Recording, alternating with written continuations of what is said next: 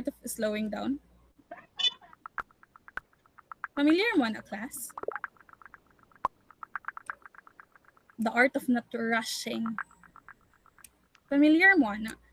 Kaya ang MTBMLE can be seen as the art of slowing down in a pedagogical sense.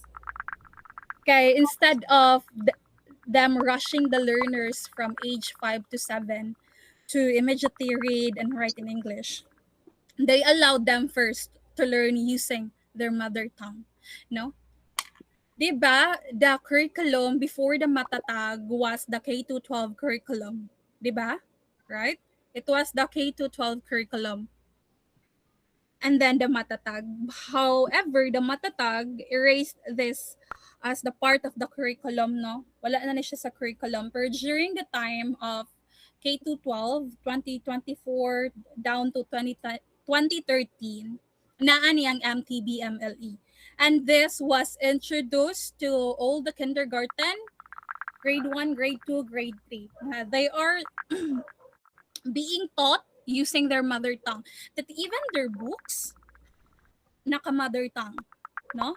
Chabacano, Ilocano, Maranao, Bisaya, or unsa asa sila gikan nga place.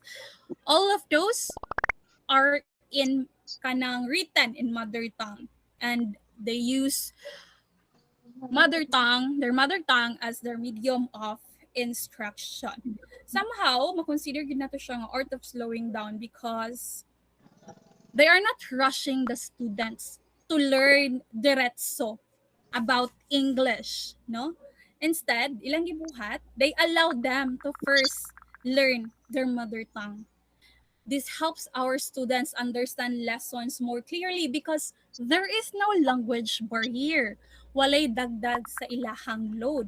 Kaya if ever na ay dagdag sa ilang load, imagine 5-year-old, 6, 7, we are teaching them how to speak English, how to spell these English words, how to pronounce these English words properly, accurately.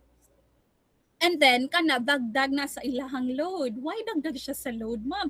Simply because instead of the students nga mag-focus lang sila sa unsay naa sa ilahang lesson, mag-focus sila sa topic sa ilang lesson. Dagdag load because mahimo silang conscious about the pronunciation, spelling, about how to deliver their answer or how to share their answer to the class. No? MTBMLE allow the students to be confident, to share their knowledge confidently.